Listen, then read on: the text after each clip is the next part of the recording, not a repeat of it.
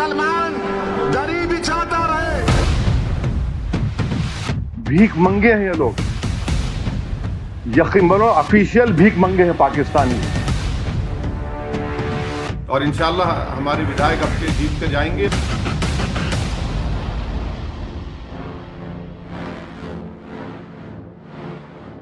नमस्कार, मैं हूं सिकता देव। एनडीटीवी अपने खास कार्यक्रम बिहार का बाजीगर कौन के जरिए आपको चुनाव की हर खबर आप तक सबसे पहले पहुंचाने वाला है।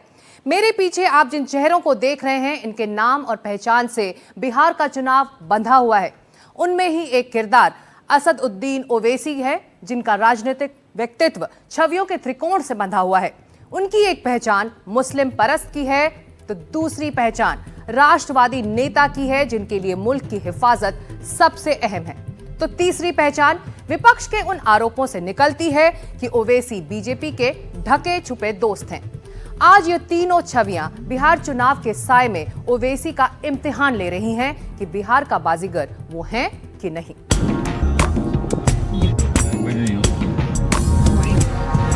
ऑल इंडिया मजलिसे इत्तेहादुल मुस्लिमीन यानी AIMIM के अध्यक्ष असदुद्दीन ओवैसी अपनी पार्टी के इकलौते सांसद हैं।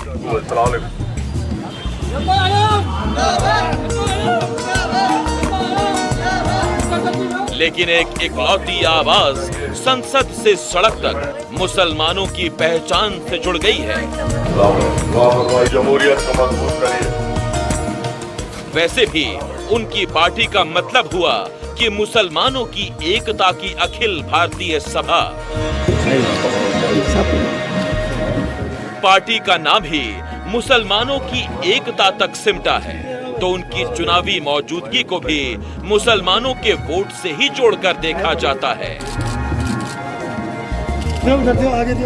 इसीलिए जब उन्होंने ऐलान किया कि वो बिहार में विधानसभा का चुनाव NDA और महागठबंधन से अलग होकर अपना मोर्चा बनाकर लड़ेंगे, तो उस पर अलग अलग प्रतिक्रियाएं हुई। बिहार में चुनावों के लिए मोर्चे सज चुके हैं। एक तरफ मुख्यमंत्री नीतीश कुमार की अगुवाई में NDA है, तो दूसरी तरफ विपक्ष के नेता तेजस्वी यादव के नेतृत्व में महागठबंधन। ओवैसी महागठबंधन की तरफ जाना चाहते थे। उन्होंने लगातार प्रयास भी किया। उनका दावा है कि उनके विधायक और प्रदेश AIMIM अध्यक्ष ने महागठबंधन को पत्र भी लिखा, लेकिन उधर से कोई जवाब नहीं आया। यानी ओवैसी अब लड़ेंगे तो अकेले ही लड़ेंगे। ओवैसी पर अक्सर ये आरोप लगता है कि वो मुस्लिम वोट काटकर सेक्युलर पार्टियों का खेल खराब करना चाहते हैं। ओवैसी इस बात पर खुश हैं कि अब कोई ये इल्जाम नहीं लगाएगा। कि अख्तरुल ईमान साहब हमारे जो अध्यक्ष हैं वो कोशिश कर रहे हैं। हमने कहा पूरी कोशिश करिए आप, क्योंकि चुनाव के बाद कोई ये ना रोए कि मम्मी मम्मी हमसे हमारा चॉकलेट छीन लिए। तो हमने कहा कि आप पूरा कोशिश कर लीजिए, और अगर वो राजी हुए तो हम भी राजी। हम भी नहीं चाहते कि दोबारा NDA हो, बीजेपी वहां सरकार बनाए, मगर अगर वो लोग नहीं चाहेंगे तो हमको तो चुनाव लड़ना है ना। और हम तो 2 विधानसभा में अपने कैंडिडेट 1 महीना पहले डिक्लेयर कर चुके हैं, बहादुरगंज में और ढाका में, और हमारे कैंडिडेट मेहनत कर रहे हैं और दूसरी जगह हम खड़ा करेंगे। मगर अब ये उनको सोचना है, मगर हमारी तैयारी चल रही है और तेजी पैदा करेंगे, और इंशाल्लाह हमारे विधायक अब के जीत कर जाएंगे और पार्टी से टिके हुए रहेंगे और उस आवाम की खिदमत करेंगे। बिहार विधानसभा के चुनावों में ओवैसी की तरफ हर दल की एक तिरछी नजर टिकी है, तो उसका बड़ा कारण 2020 के विधानसभा चुनावों में ओवैसी का प्रदर्शन है। 2020 में NDA और महागठबंधन के सामने एक और गठबंधन था, महालोकतांत्रिक सेक्युलर फ्रंट यानी GDSF। इनमें 6 पार्टियां शामिल थीं, जिनमें सबसे अहम थीं राष्ट्रीय लोक समता पार्टी, बहुजन समाज पार्टी और AIMIM। इनमें उपेंद्र कुशवाहा की RLSP ने 104 सीटों पर चुनाव लड़कर वोट तो 1.8% पाया, लेकिन सीटें एक भी नहीं जीत पाई। वहीं बीएसपी ने 80 सीटों पर लड़कर वोट 1.5% हासिल किया, लेकिन सीट मिली सिर्फ एक। वहीं ओवैसी की पार्टी ने 24 सीटों पर लड़कर 1.2% वोट हासिल किया और सीटें जीत गए 5।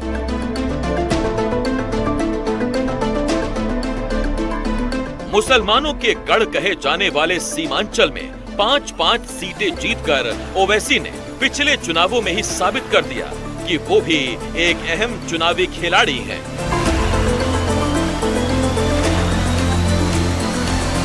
तो बिहार का वोटर, ये तो बिहारियों का नुकसान होगा और खास तौर से बिहार के उन इलाकों का नुकसान होगा जो जहां पर सैलाब आता है।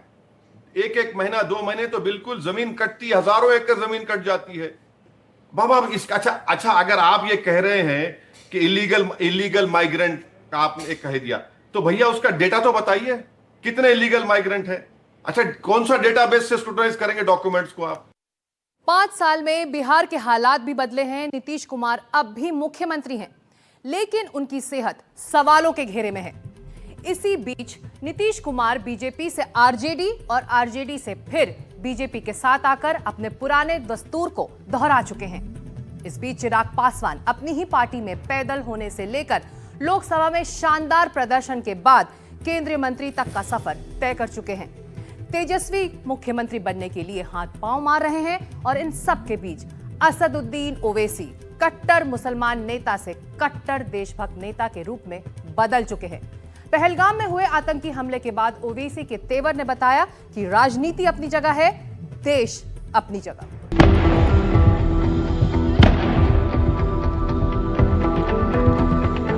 बाईस अप्रैल को जम्मू और कश्मीर के पहलगाम में जिस तरह आतंकवादियों ने निहत्थे भारतीयों को धर्म पूछकर गोलियों से उड़ा दिया, उससे पूरा देश तेजाबी आक्रोश से भर उठा।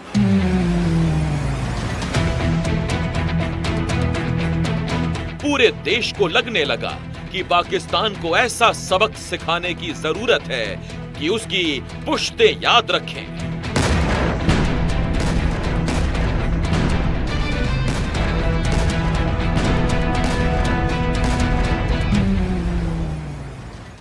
ये हमला सिर्फ निहत्थे पर्यटकों पर नहीं हुआ है,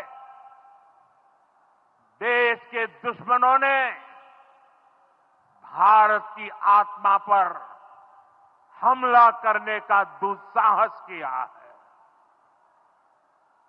मैं बहुत स्पष्ट शब्दों में कहना चाहता हूं,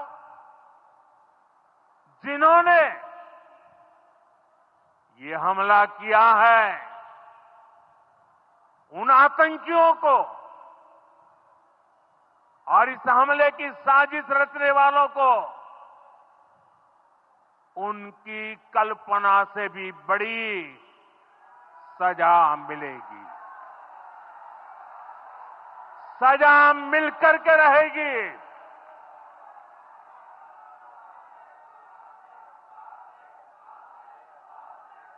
अब आतंकियों की बची खुची जमीन को भी मिट्टी में मिलाने का समय आ गया है। और उसी बीच भारत के जज्बात और आक्रोश की एक मजबूत आवाज बनकर उभरे असदुद्दीन ओवैसी। बिल्कुल पहले दिन से ओवैसी भी पाकिस्तान को मुंहतोड़ जवाब देने की वकालत करने लगे।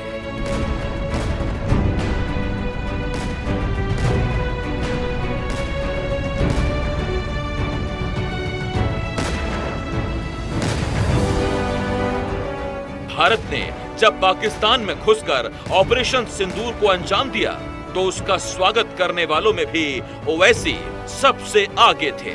और जब पाकिस्तान परमाणु बम की धौंस दिखाने लगा, तो अपने अंदाज में उसकी हैसियत भी ओवैसी ने बता दी। पाकिस्तान में तुम एक मलेरिया की दवा नहीं बना सकते, तुम एक मोटरसाइकिल का टायर तैयार नहीं कर सकते। भारत बहुत आगे है, भारत से पंगा मत लो। अल्लाह का शुक्र है कि हमारे बुजुर्ग नहीं गए वहां पर, वरना इन पागलों को हमको देखना पड़ता। जो लोग गए उनको बर्दाश्त कर रहे हैं। पहलगाम घटना के बाद दूसरे विपक्षी नेता जहां सरकार के साथ खड़ा दिखना तो चाहते थे, लेकिन अपने राजनीतिक नफा नुकसान के साथ, वहीं ओवैसी खुलकर पाकिस्तान के खिलाफ नजर आए। ओवैसी ने खुलकर आतंकियों को पाकिस्तान से आए कुत्ते बताया। उन्होंने लश्कर तैयबा को पाकिस्तानी हुकूमत की नाजायज औलाद बताया। उन्होंने भारत में हिंदू मुस्लिम के बीच खाई बढ़ाने के पाकिस्तानी प्लान को ध्वस्त कर दिया। उन्होंने दुनिया को भी ये संदेश दिया कि भारत के मुसलमान पाकिस्तानी आतंक के सख्त खिलाफ हैं। ओवैसी के निशाने पर लगातार पाकिस्तान की हुकूमत, उसकी सेना और उसके कमांडर जनरल आसिफ मुनीर रहे हैं। उन्होंने पाकिस्तान में भारत सरकार की कार्रवाई का ये कहकर खुला समर्थन किया कि अब की बार पाकिस्तान में घुसकर सिर्फ मारना नहीं, बल्कि वहां जाकर बैठ जाना है। और तो और ट्रोलर्स के बारे में जो कुछ कहा, उससे पाकिस्तान को बार बार मिर्ची लगी। जैसे उनसे ये पूछा गया कि पाकिस्तान में तो आपकी ही चर्चा है, तो इस पर उन्होंने कुछ इस तरह से चुटकी ली।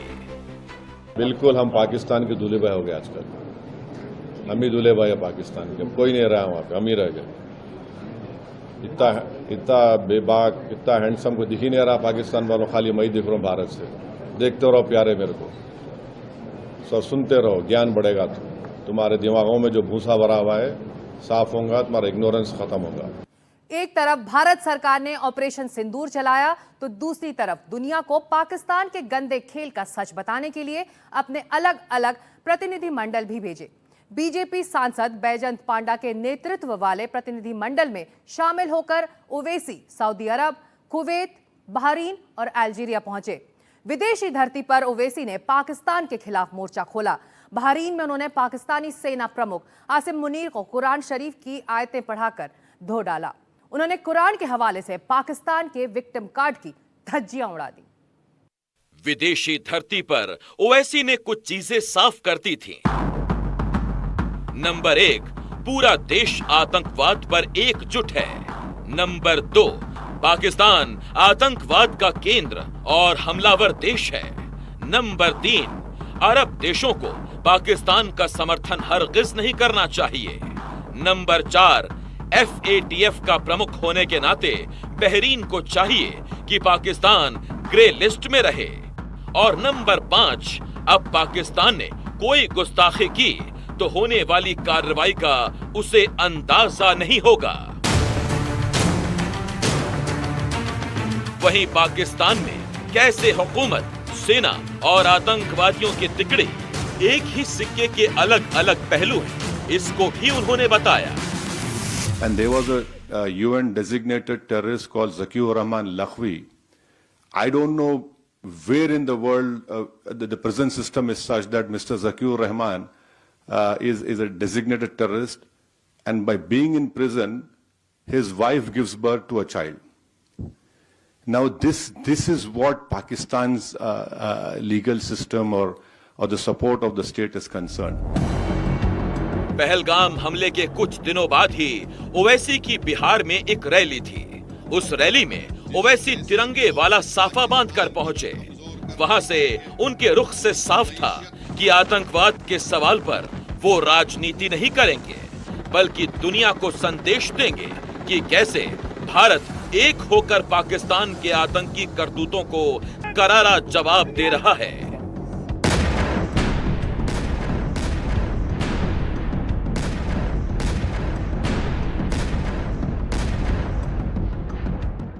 कि हमारी हुकूमत इनके खिलाफ एक मौसर इक़दाम करेगी। जितने भी इक़दामात, जितने फैसले भारत सरकार ने लिए हैं, MIM पार्टी उसकी तायीद करती है। जैसे भी हो, पाकिस्तान को अगर कमजोर करने के लिए उनकी मईशत को, उनके इकॉनमी को कमजोर किया जा सकता है तो बराबर किया जाना चाहिए। और जो भी तरीक़ेकार हुकूमत इस्तेमाल करेगी, हम उम्मीद करते हैं कि आतंकवाद खत्म होगा। ओवैसी ने पहलगाम पर हुए आतंकवादी हमले की घटना पर अपने स्टैंड से अपनी छवि बदल दी।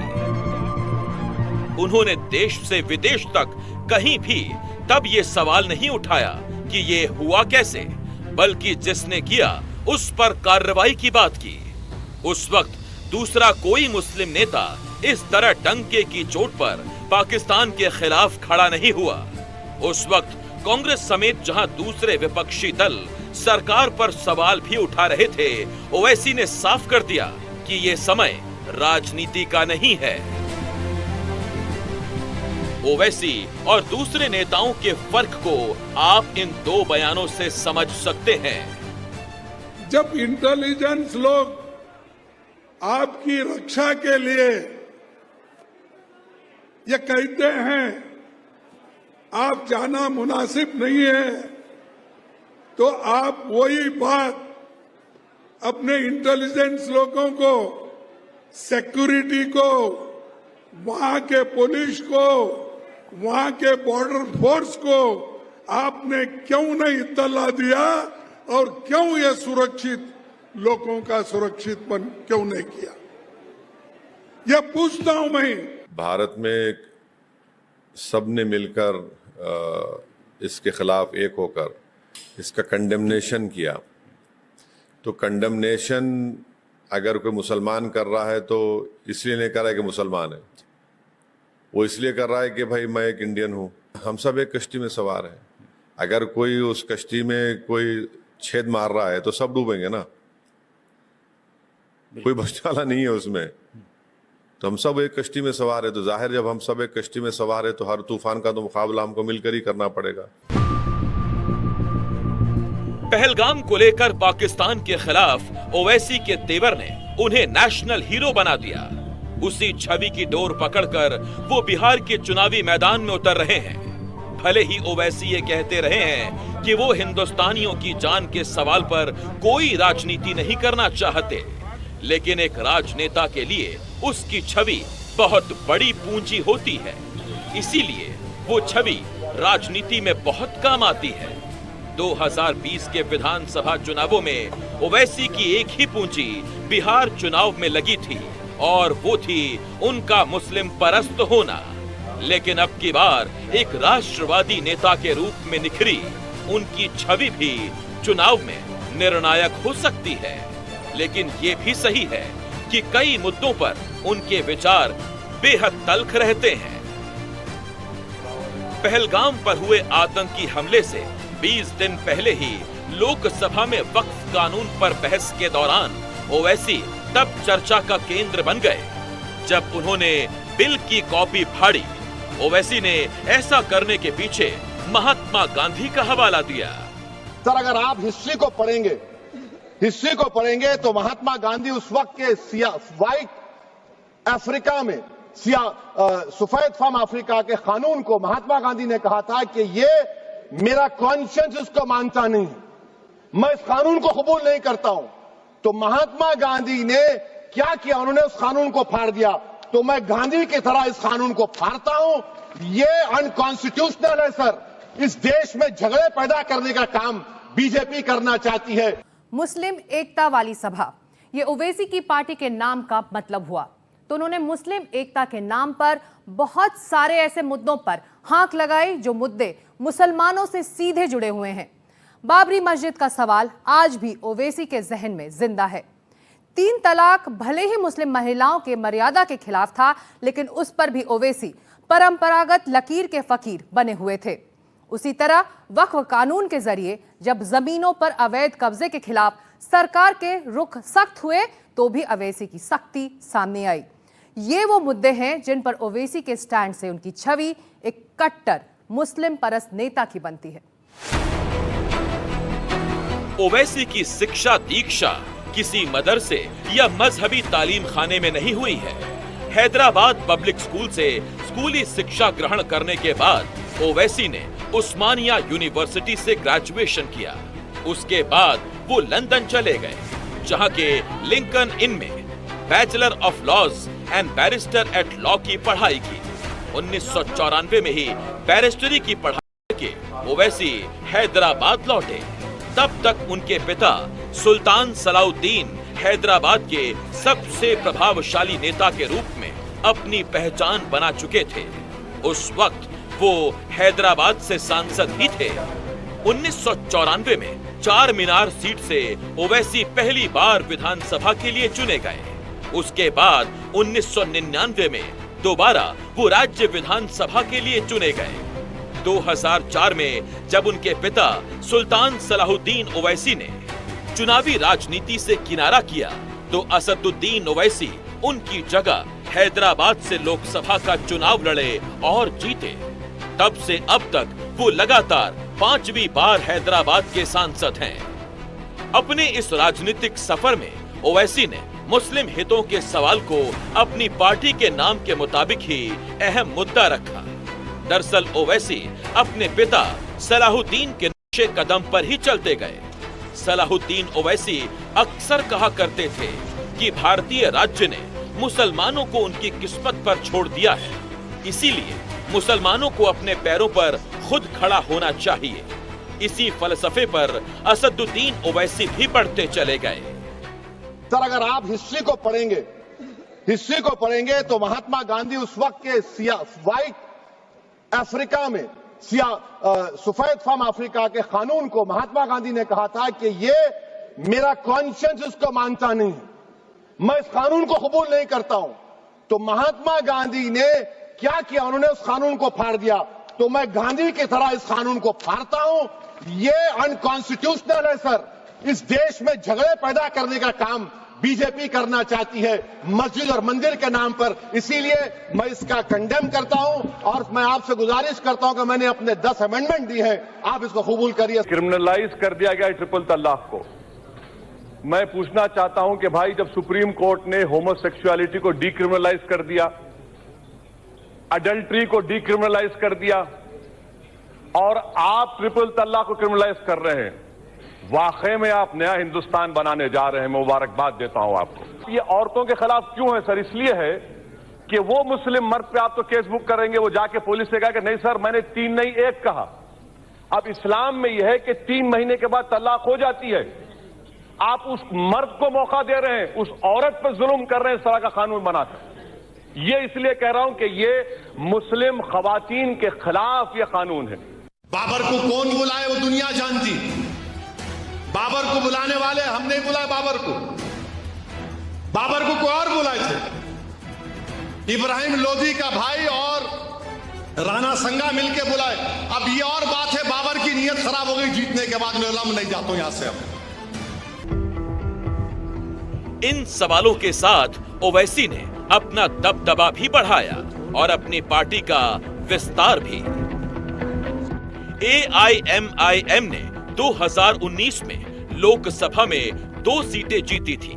इनमें एक सीट हैदराबाद है जहां से ओवैसी जीतते रहे और दूसरी सीट महाराष्ट्र की औरंगाबाद है।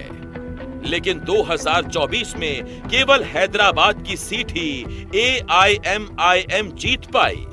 इस वक्त तेलंगाना में AIMIM के 7 विधायक हैं। पिछले 4 चुनावों से तेलंगाना में ओवैसी की पार्टी 7 ही सीट जीत रही है। महाराष्ट्र में 2014 और 2019 में ओवैसी की पार्टी ने 2-2 सीटें जीती, लेकिन 2024 में महज 1 सीट जीत पाई।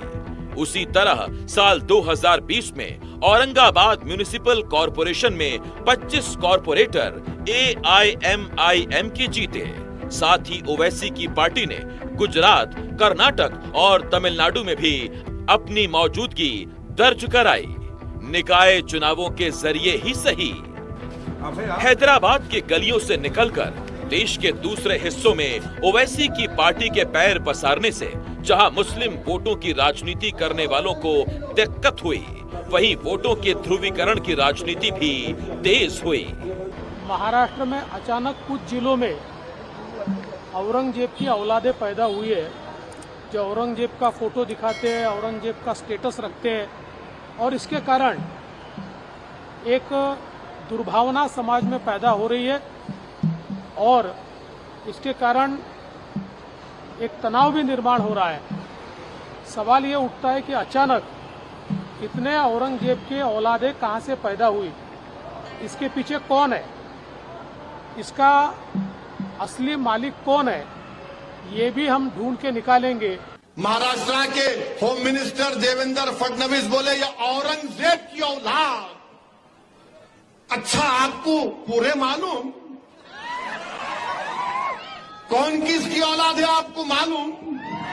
मेरे को नहीं मालूम था, इतने एक्सपर्ट है आप। तो फिर ये गोडसे की औलाद कौन है, बोलो हमको। अब तक अलग अलग राज्यों में अलग अलग राजनीतिक दल मुस्लिम वोटों के दावेदार थे या हैं।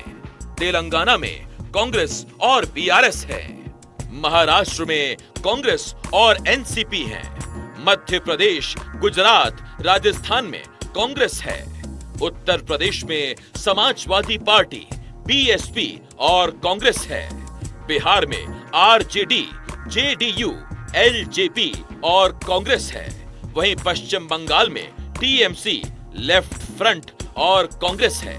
लेकिन सभी जगहों पर आहिस्ता आहिस्ता ओवैसी की पार्टी भी दिखने लगी है। ओवैसी की इस मौजूदगी के पीछे यही माना जाता है कि वो मुस्लिम सवालों को कभी छोड़ते नहीं। इसकी झलक पिछले साल भी दिखी जब लोकसभा के सदस्य के रूप में शपथ लेने के बाद ओवैसी ने ये नारा दिया,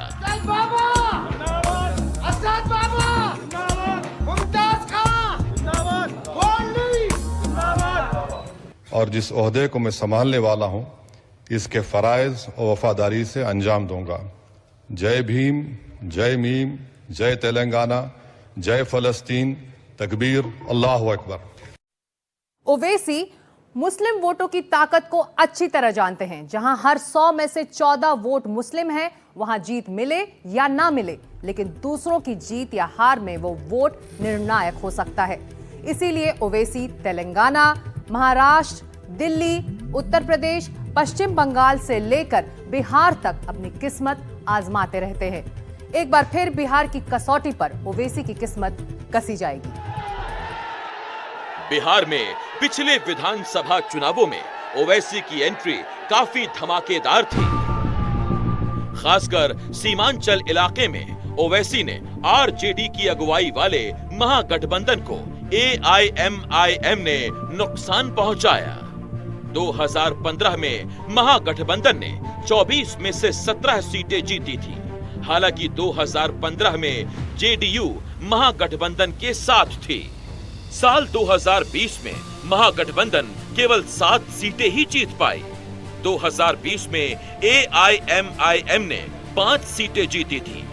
2015 में ये पांचों सीटें महागठबंधन ने जीती थी। हालांकि बाद में ओवैसी के 5 में से 4 विधायकों को तेजस्वी यादव ने अपनी पार्टी में मिला लिया था। लेकिन ओवैसी को लगता है कि अब की बार उनके विधायक टूटेंगे नहीं। हम तो 2 विधानसभा में अपने कैंडिडेट 1 महीना पहले डिक्लेयर कर चुके हैं, बहादुरगंज में और ढाका में, और हमारे कैंडिडेट मेहनत कर रहे हैं और दूसरी जगह हम खड़ा करेंगे। मगर अब ये उनको सोचना है, मगर हमारी तैयारी चल रही है और तेजी पैदा करेंगे और इंशाल्लाह हमारे विधायक अब के जीत कर जाएंगे और पार्टी से टिके हुए रहेंगे और उस आवाम की खिदमत करेंगे। ओवैसी का ये बयान तब आया जब तेजस्वी यादव की तरफ से उनको भाव नहीं मिला। अब सवाल है कि तेजस्वी ओवैसी को अहमियत क्यों नहीं देना चाहते। तेजस्वी को लगता है कि ओवैसी आएंगे तो पिछली बार की 5 सीट जीतने के दबाव में वो ज्यादा सीटों की मांग करेंगे। फिर मुस्लिम वोट में अपना एकाधिकार टूटने का डर भी तेजस्वी को डरा रहा होगा। उस पर से मुस्लिम परस्त नेता से आगे ओवैसी की छवि एक राष्ट्रवादी नेता की भी बन चुकी है।